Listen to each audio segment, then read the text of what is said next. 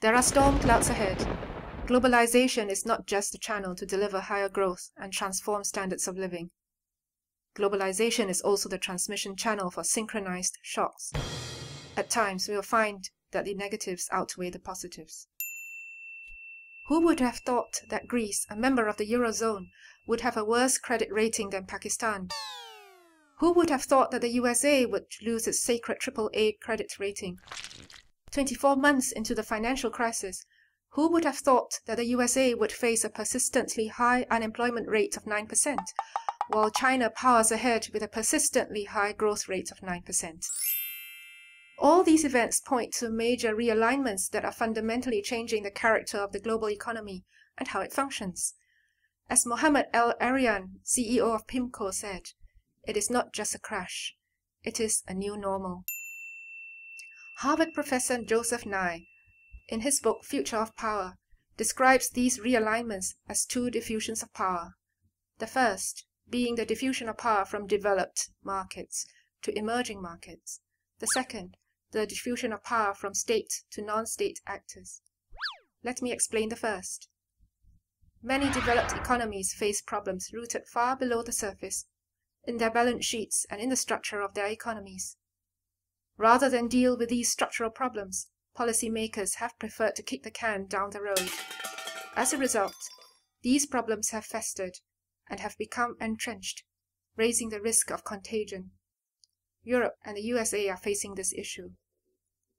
In the meantime, emerging economies like Brazil, China, and Indonesia have hit the developmental breakout phase, going from strength to strength, seemingly decoupled from the troubles of the developed world.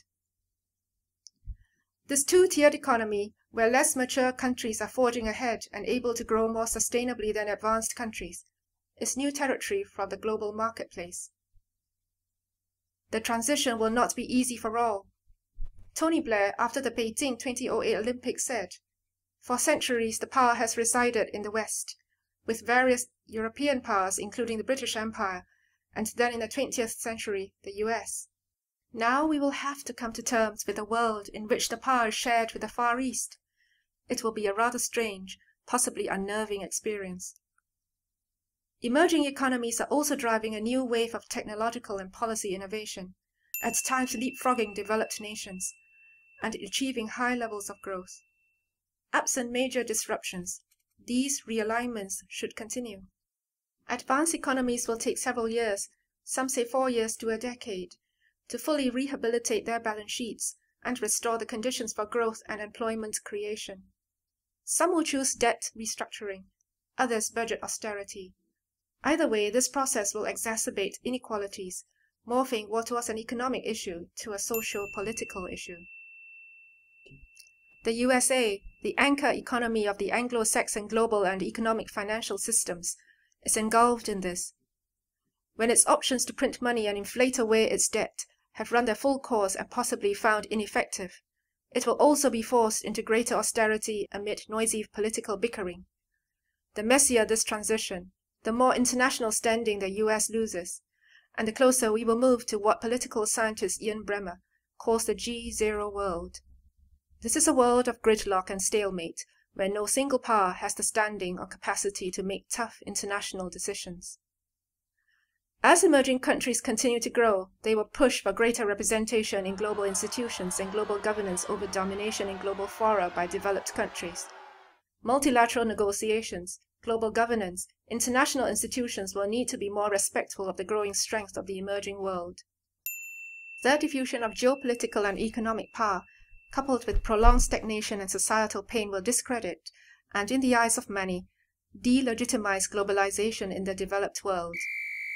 Who would have thought that a few US congressmen and a Tea Party movement would hold the President of the United States, both Republican and Democrat parties, and the world hostage during the recent US debt negotiations? Who would have expected the widespread riots and thefts in the UK? Who would have expected this year's troubled summer of riots that pit the wealthy old versus the indebted young in Europe? These movements are driven from the ground up and self-coordinated. This brings us to the second diffusion of power, from state to non-state actors. Let me explain. The increasing proliferation of mobile devices like Blackberries and iPhones facilitates flash mobs to quickly organize themselves around strong interests. This ability to hack the system allows non-state actors like citizens to coordinate pressure on policymakers. These flash mobs are here to stay and will change the way governments and businesses interact with their constituents and stakeholders. It is not all bad. Social media has enabled many grounds-up, self-organized, everyday citizens and entrepreneurs to do good and rebuild communities, as we witness in the wake of global disasters in Haiti, China, and Japan. We also see louder voices for economic equity, as seen in the tent protests of Tel Aviv, the NTPX chemical factory protests in Dalian, China, and the Anna Hazare anti-corruption protests in India. We saw some aspects of this mobilization in the recent general election in Singapore. For businesses too, social media can be a source of disruption of growth if well managed. Some companies have been savvy, but many others have been caught flat-footed. Governments will need to learn to share power with entrepreneurs and citizens. This is another new normal we will have to learn to live with. But there is more. There is another ongoing realignment that is harder to describe, and that is how technology will take on a life of its own. Let's start with technology's growing intelligence. On the game show Jeopardy in February 2011, IBM computer Watson trounced two human competitors by answering correctly questions that required contextual understanding and language comprehension. This is the highest marker of human intelligence. Technologies are also growing more human. Today, voice and gesture-based commands are making interaction with machines more natural, and they will respond and react to us almost like humans. Futurist Bill Gibson has said how the future is already here but not evenly distributed. We can look to societies like Japan to catch a glimpse of what could be. Recently, a young Japanese man married the love of his life, a video game character named Nene Anegasaki, in a wedding ceremony with a real human priest. One of Japan's rising J-pop stars, Hatsune Miku, has amassed a legion of fans who sing along gustily as she sings live on stage at sold-out concerts. The difference is, Miku is a 3D hologram avatar, and her voice created with Yamaha's voice synthesizer. The love you have for your iPhone is just the beginning. Foresight husband and wife team Ayesha and Parag Khanna call this next stage human technology co-evolution. I don't think many of us have begun to grasp its implications. Is studying insane hours for years on end in medical school such a good idea when more than 75% of prostate cancer surgeries in the US today are robot-assisted? Do gamers and hackers have the ideal skill set to thrive in an economy that demands co-evolution? What about the worsening income inequality between those who can and cannot co-evolve? So, what does this all mean? As economic and social inequalities soar, societies will demand and put pressure on policymakers and corporations to deliver inclusive growth. This will be difficult to deliver. In the developed world, increasing austerity and declining public budgets would mean sharing, and in some cases simply offloading of the burden of delivering inclusive growth to corporations and citizens. In the emerging world, governments that still have the resources to remain active shapers of political and economic identity, like Singapore and China, will be rarer.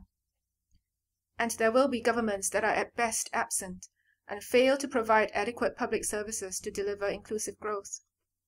At the same time, employees of major corporations like Facebook, Google, and Infosys today spend their days on campuses that are essentially complete full-service cities for their employees. In the near future, a corporate passport may afford a greater degree of freedom of mobility than national citizenship. The sustained high growth of emerging economies will drive a prolonged period of upward pressure on energy and commodity prices. Food, energy, water stresses will continue, and possibly increase, hitting the poorer segments of societies particularly hard. Climate change will drive countries closer to the extremes of desert and jungle, droughts and floods. But few societies have made preparations to be climate change ready. Income inequality will worsen between the climate change ready and the climate losers, pushing some to breaking point. Whether it is governments, corporations, citizens, or entrepreneurs that shape their society's response to the future, they all need to get better at innovation. This is not just R&D in the conventional sense, but also the ability to spot and quickly capture new opportunities which may present themselves precisely because of the higher levels of complexity we will experience. We are moving into an unusually fluid global economy where many assumed certainties we have lived with in living memory will instead become variables. The sooner we prepare for it, the greater the chance we are beneficiaries.